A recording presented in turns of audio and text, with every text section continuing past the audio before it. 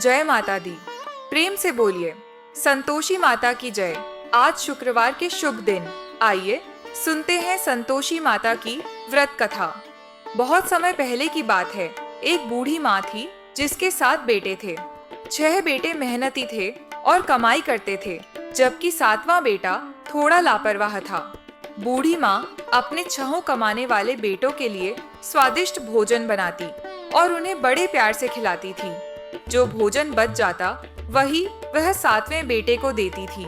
7वां बेटा स्वभाव से बहुत सीधा साधा था और इस बात पर कभी ध्यान नहीं देता था। एक दिन उसने अपनी पत्नी से कहा, देखो मेरी माँ मुझसे कितना प्यार करती है। उसकी पत्नी हंसकर बोली, कैसा प्यार? वह तो तुम्हें सबका झूठा बचा हुआ खाना खिलाती है। वह हैरान होकर बोला, क्या ऐसा भी हो सकता है? जब तक मैं अपनी आंखों से नहीं देखूंगा तब तक यकीन नहीं करूंगा। पत्नी ने कहा, ठीक है, जब तुम देख लोगे तब तो मानोगे। कुछ दिनों बाद एक बड़ा त्योहार आया। घर में 7 तरह के पकवान और चूरमे के लड्डू बने। सच्चाई जानने के लिए वह सिर दर्द का बहाना करके पतला कपड़ा ओढ़कर रसोई में लेट गया। कपड़े के अंदर से वह सब कुछ देखने लगा। उसने देखा कि जब उसके 6 भाई भोजन करने आए तो माँ ने उनके लिए सुंदर आसन बिछाए, 7 तरह के पकवान परोसे और बड़े आग्रह के साथ उन्हें खिलाया।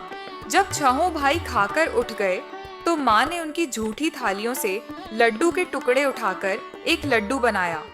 फिर उसने जूठन साफ की और 7वें बेटे को पुकारा, उठो बेटा, 6 भाई भोजन कर चुके हैं, अब तुम ही बाकी हो, उठो और खा लो। वह बोला, माँ मुझे भोजन नहीं करना, मैं परदेस जा रहा हूँ। माँ ने गुस्से में कहा, कल जाता तो आज ही चला जा। वह बोला, हाँ हाँ, मैं आज ही जा रहा हूँ। यह कहकर वह घर से निकल गया। जाते समय उसे अपनी पत्नी की याद आई। वह गौशाला में गोबर के उपले बना रही थी। वह उसके पास गया और बोला, मेरे पास तुम्हें देने के लिए कुछ नहीं है, यह मेरी अंगूठी है, तुम रख लो और अपनी कोई निशानी मुझे दे दो। वह बोली, मेरे पास क्या है, यह तो गोबर से भरा हाथ है। यह कहते हुए उसने गोबर लगे हाथ से उसकी पीठ पर एक थाप मार दी और वह चल पड़ा। चलते चलते वह एक दूर देश पहुंचा। वहां एक साहूकार की दुकान थी। उसने साहूकार से कहा, भाई मुझे नौकरी पर रख लो। साहूकार को एक नौकर की तलाश थी। उसने कहा, ठीक है, तुम नौकरी पर रह सकते हो। लड़के ने पूछा, मेरी तनख्वाह क्या होगी? साहूकार ने कहा, काम देखकर दाम तय होंगे। वह साहूकार के यहाँ काम करने लगा। वह सुबह 6 बजे से रात 12 बजे तक काम करता था। कुछ ही दिनों में उसने दुकान का सारा हिसाब किताब, लेन देन और ग्राहकों को माल बेचना सब कुछ सीख लिया। साहूकार के 7-8 नौकर थे। वे सब हैरान रह गए कि यह नया नौकर कितना समझदार है। सेठ ने भी उसका काम देखा और 3 महीने के भीतर ही उसे अपने मुनाफे में हिस्सेदार बना लिया। 12 वर्षों में वह एक बड़ा और प्रसिद्ध सेठ बन गया और मालिक सारा कारोबार उस पर छोड़कर बाहर चला गया। इधर उसकी पत्नी पर क्या बीती, अब वह सुनिए। सास ससुर उसे बहुत परेशान करने लगे। घर के सारे काम करवाकर उसे लकड़ियां लेने के लिए जंगल भेजते। उसे खाने के लिए रोटियों के आटे से निकली भूसी की रोटी दी जाती और पीने के लिए फूटे हुए नारियल के खोल में पानी। इस तरह उसके दिन बीत रहे थे। एक दिन वह लकड़ी लेने जा रही थी, तभी रास्ते में उसने देखा कि बहुत सी स्त्रियां संतोषी माता का व्रत कर रही हैं। वह उनके पास गई और बोली, बहनों, आप किस देवी का व्रत कर रही हैं और इसके क्या फल मिलते हैं? इस व्रत की क्या विधि है? अगर आप मुझे समझा कर बता दें तो मैं आपकी बहुत आभारी रहूंगी। तब उनमें से एक स्त्री ने कहा, यह संतोषी माता का व्रत है। इसे करने से गरीबी और परेशानी दूर होती है, घर में सुख शांति आती है, जिससे मन को सुकून मिलता है। जिस महिला को संतान नहीं होती उसे पुत्र मिलता है। अगर पति परदेस गया हो तो वह जल्दी लौट आता है। कुंवारी कन्या को मनचाहा वर मिलता है। सालों से चल रहे मुकदमे भी खत्म हो जाते हैं। घर में कलह क्लेश दूर होता है, धन दौलत बढ़ती है और मन की हर इच्छा पूरी होती है। स्त्री ने बताया, इस व्रत में 1.25 आने का गुड़ और चना लेना चाहिए। अगर आपकी इच्छा और सामर्थ्य हो तो 5.25 आने का या 1 रुपया 1.25 का भी ले सकते हैं। बिना किसी परेशानी के पूरी श्रद्धा और प्रेम से जितना बन सके सवाया लेना चाहिए। हर शुक्रवार को निराहार रहकर व्रत कथा कहनी और सुननी चाहिए। इस नियम को लगातार पालन करते रहना। अगर कोई सुनने वाला न मिले तो घी का दीपक जलाकर उसके सामने जल का पात्र रखकर कथा कहनी चाहिए, पर नियम नहीं टूटना चाहिए। जब तक आपका काम सिद्ध न हो तब तक व्रत का पालन करना और जब काम पूरा हो जाए तो व्रत का उद्यापन करना। उसने आगे कहा, माता 3 महीने में फल देती है। अगर किसी के ग्रह खराब हों तो माता 1 साल में अवश्य काम पूरा कर देती है। काम पूरा होने के बाद ही उद्यापन करना चाहिए, बीच में नहीं। उद्यापन में 2.5 सेर आटे का खाजा, उसी हिसाब से खीर और चने का साग बनाना। 8 लड़कों को भोजन कराना। कोशिश करना कि वे देवर, जेठ, भाई बंधु या कुटुंब के लड़के हों। अगर वे न मिलें तो पड़ोसियों के बच्चों को बुला लेना। उन्हें भोजन कराकर अपनी शक्ति के अनुसार दक्षिणा देना और माता का नियम पूरा करना। उस दिन घर में कोई खट्टी चीज नहीं बनानी चाहिए। यह सब सुनकर बूढ़ी की बहू वहां से चली। उसने रास्ते में लकड़ियों का बोझ बेच दिया और उन पैसों से गुड़ चना लेकर माता के व्रत की तैयारी करने लगी। आगे चली तो सामने माता का मंदिर दिखाई दिया। यह सुनकर वह माता के मंदिर में जाकर उनके चरणों में गिर पड़ी और रोने लगी। उसने माता से विनती की, हे माँ, मैं बहुत नादान हूँ, मुझे व्रत के नियम नहीं पता, मैं बहुत दुखी हूँ। हे जग जननी माता, मेरा दुख दूर करो, मैं आपकी शरण में हूँ। माता को उस पर दया आ गई। पहला शुक्रवार बीता तो दूसरे शुक्रवार को ही उसके पति का पत्र आया और तीसरे शुक्रवार को उसके भेजे हुए पैसे भी आ गए। यह देखकर उसकी जेठानी मुंह सिकोड़ने लगी। इतने दिनों में इतना ही पैसा आया, इसमें क्या बड़ी बात है। लड़के भी ताना मारने लगे। काकी के पास अब पत्र आने लगे हैं, पैसे आने लगे हैं। अब तो काकी का मान सम्मान बढ़ जाएगा। अब तो काकी बुलाने पर भी नहीं बोलेंगी। बेचारी सरल स्वभाव से कहती, भैया, अगर पत्र और पैसे आएंगे तो हम सबके लिए ही अच्छा है। ऐसा कहकर उसकी आंखों में आंसू आ गए।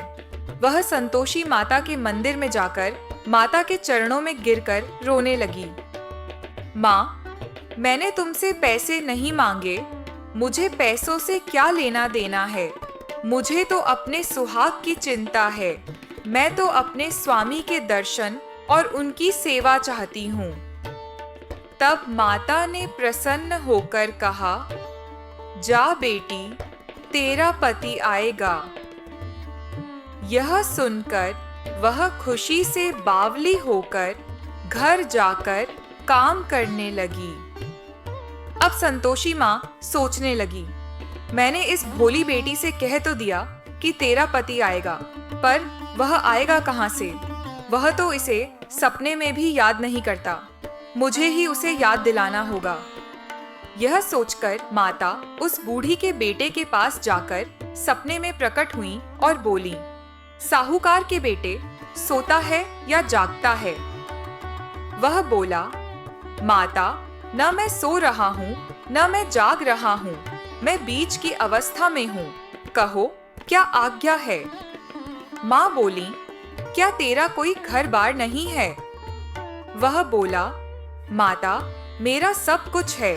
माँ बाप, भाई बहन, बहू, क्या कमी है? माँ ने कहा, बेटा, तेरी पत्नी बहुत कष्ट उठा रही है। तेरे माँ बाप उसे दुख दे रहे हैं। वह तेरे लिए तड़प रही है, तू उसकी खबर ले। वह बोला, हाँ माता, यह तो मुझे पता है, पर मैं जाऊं कैसे? मैं परदेश में हूँ, लेन देन का हिसाब बाकी है और घर जाने का कोई रास्ता नजर नहीं आता। कैसे चला जाऊं? माँ ने कहा, मेरी बात मान। सुबह नहा धोकर संतोषी माता का नाम लेकर घी का दीपक जलाकर दंडवत प्रणाम करना और दुकान पर बैठ जाना। देखते ही देखते तेरा सारा लेन देन चुक जाएगा और सारा माल बिक जाएगा। शाम होते होते धन का ढेर लग जाएगा। सुबह वह बहुत जल्दी उठा और अपने मित्रों को सपने की बात बताई। वे सब उसकी बात का मजाक उड़ाने लगे। क्या सपने भी सच होते हैं? तब एक बूढ़े ने कहा, देख भाई, मेरी बात मान। सच झूठ कहने के बजाय जैसा देवता ने कहा है वैसा ही कर। इसमें तेरा क्या जाता है? बूढ़े की बात मानकर वह नहाया धोया, संतोषी माता को दंडवत प्रणाम किया, घी का दीपक जलाया और दुकान पर बैठ गया। थोड़ी देर में उसने क्या देखा कि पैसे देने वाले रुपए लेकर आ गए और हिसाब लेने वाले हिसाब चुकाने लगे। गोदाम में भरा सारा सामान तुरंत बिकने लगा। शाम तक धन का ढेर लग गया। मन में माता का नाम लेकर वह बहुत खुश हुआ और घर जाने के लिए गहने, कपड़े और सामान खरीदने लगा। यहाँ का काम खत्म करके वह घर की ओर चल दिया। उधर बेचारी बहू जंगल में लकड़ी लेने जाती है। वापस लौटते समय वह माता के मंदिर में आराम करती है। यह तो उसका रोज का ठिकाना बन गया था। तभी उसने दूर से धूल उड़ती देखी और माता से पूछा, हे माता, यह धूल क्यों उड़ रही है? माँ ने कहा, हे पुत्री, तेरा पति आ रहा है। अब तू ऐसा कर, लकड़ियों के 3 गट्ठे बना ले। एक नदी के किनारे रख, दूसरा मेरे मंदिर पर और तीसरा अपने सिर पर रख। तेरे पति को लकड़ियों का गट्ठा देखकर मोह होगा। वह यहाँ रुकेगा, नाश्ता पानी बनाकर खाएगा और फिर गांव जाएगा। माँ की यह बात सुनकर वह बहुत खुश हुई और 3 गट्ठे बना लिए। एक नदी के किनारे, एक माता के मंदिर पर और एक अपने सिर पर रखा। इतने में ही वह मुसाफिर वहां पहुंचा। सूखी लकड़ियां देखकर उसकी इच्छा हुई कि वह यहीं रुककर खाना बनाए और खाकर गांव जाए।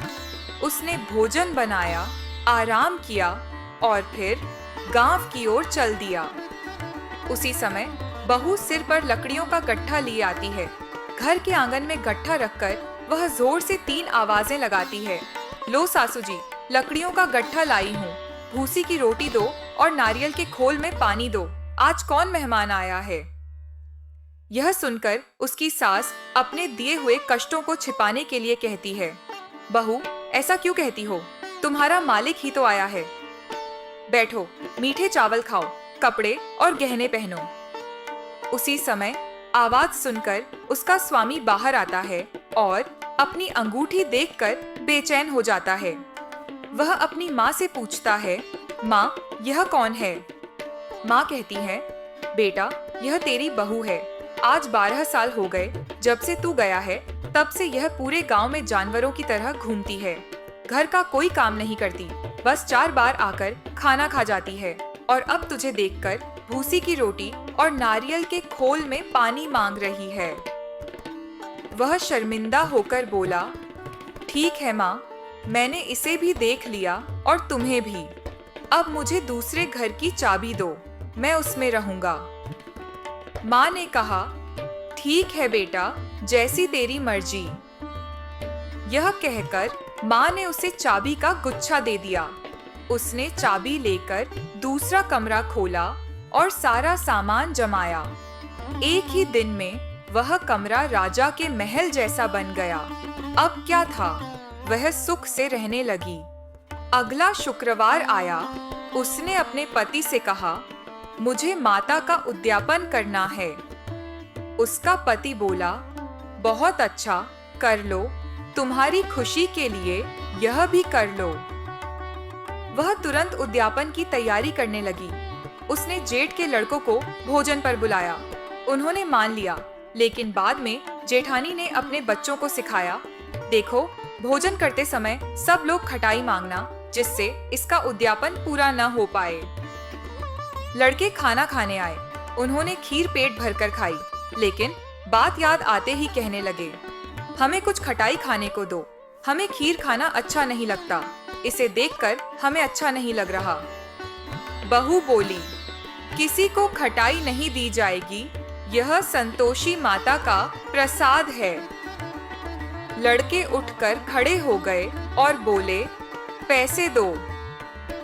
बहू कुछ जानती नहीं थी, सो उसने उन्हें पैसे दे दिए। लड़के तुरंत उठकर इमली खरीदकर खाने लगे। यह देखकर माता ने बहू पर क्रोध किया। राजा के दूत उसके पति को पकड़कर ले गए। जेठ और जेठानी मनमाने बुरे वचन कहने लगे। लूट लूट कर धन इकट्ठा किया था, सो राजा के दूत उसे पकड़कर ले गए हैं। अब पता चलेगा जब जेल की रोटी खाएगा। बहू से यह बातें सहन नहीं हुई। वह रोती रोती माता के मंदिर में गई और बोली, हे माता, तुमने यह क्या किया? हंसाकर क्यों रुलाती हो? माता बोली, पुत्री, तूने उद्यापन करके मेरा व्रत भंग किया। इतनी जल्दी सारी बातें भूल गई। वह बोली, माता, भूली नहीं हूँ और न ही मैंने कोई अपराध किया है। मुझे तो लड़कों ने धोखे में डाल दिया। मैंने गलती से उन्हें पैसे दे दिए। मुझे माफ कर दो माँ। माँ बोली, क्या ऐसी भी कोई गलती होती है? वह बोली, माँ, मुझे माफ कर दो, मैं फिर से आपका उद्यापन करूंगी। माँ बोली, अब भूल मत करना। वह बोली, अब कोई भूल नहीं होगी माता। अब बताओ वे कैसे वापस आएंगे? माँ बोली, जा पुत्री, तेरा मालिक तुझे रास्ते में ही आता मिलेगा। वह निकली तो रास्ते में ही उसे उसका पति आता हुआ मिला। उसने पूछा, तुम कहाँ गए थे? वह बोला, मैंने जो धन कमाया था उसका टैक्स राजा ने मांगा था, वही भरने गया था। वह खुश होकर बोली, अच्छा हुआ, अब घर चलो। कुछ दिनों बाद फिर शुक्रवार आया तो वह बोली, मुझे माता का उद्यापन करना है। पति ने कहा, कर लो। उसने फिर जेठ के लड़कों को भोजन के लिए कहा। जेठानी ने फिर से एक दो बातें सुनाई और लड़कों को सिखा दिया कि तुम पहले ही खटाई मांग लेना। लड़के कहने लगे, हमें खीर खाना अच्छा नहीं लगता, कुछ खटाई खाने को दो। तो बहू बोली, खटाई खाने को नहीं मिलेगी, खाना हो तो खाओ। यह कहकर वह ब्राह्मणों के लड़कों को लाकर भोजन कराने लगी। अपनी शक्ति के अनुसार दक्षिणा की जगह एक एक फल दिया। इससे संतोषी माता बहुत प्रसन्न हुई। माता की कृपा से 9वें महीने उसे चाँद सा सुंदर पुत्र प्राप्त हुआ। वह अपने बेटे को लेकर रोज माताजी के मंदिर जाने लगी। माँ ने सोचा, यह रोज आती है, आज क्यों ना मैं ही इसके घर चलूं, इसका आदर सत्कार देखूं तो सही।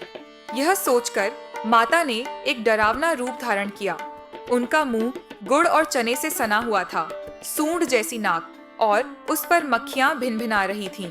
जैसे ही उन्होंने दरवाजे में कदम रखा, उसकी सास चिल्लाई, देखो कोई डायन आ रही है, लड़कों इसे भगाओ, नहीं तो किसी को खा जाएगी। लड़के डर गए और चिल्लाकर खिड़कियां बंद करने लगे। बहू रोशनदान से देख रही थी। खुशी से पागल होकर चिल्लाने लगी, आज मेरी माता मेरे घर आई है। यह कहकर वह अपने बच्चे को दूध पिलाना छोड़कर दौड़ी। तभी सास का गुस्सा फूट पड़ा। वह बोली, इसे देखकर कैसी बावली हो गई कि बच्चे को पटक दिया। इतने में माता के प्रताप से जहाँ देखो वहाँ लड़के ही लड़के नजर आने लगे। बहू बोली, माँ जी, मैं जिनका व्रत करती हूँ यह वही संतोषी माता हैं। यह कहकर उसने तुरंत घर के सारे दरवाजे खोल दिए। सबने माता के चरण पकड़ लिए और विनती करते हुए कहने लगे, हे माता, हम मूर्ख और अज्ञानी हैं। हम आपके व्रत की विधि नहीं जानते थे। हमने आपका व्रत भंग करके बहुत बड़ा अपराध किया है। हे माता, बहू को जैसा फल दिया वैसा ही सबको देना। जो भी यह कथा पढ़ेगा या सुनेगा उसके सभी मनोरथ पूरे होंगे। प्रेम से बोलिए संतोषी माता की जय। अगर आपको आज की कथा पसंद आए तो वीडियो को लाइक करके चैनल को जरूर सब्सक्राइब करिएगा और कमेंट में संतोषी माता की जय भी जरूर लिखिएगा।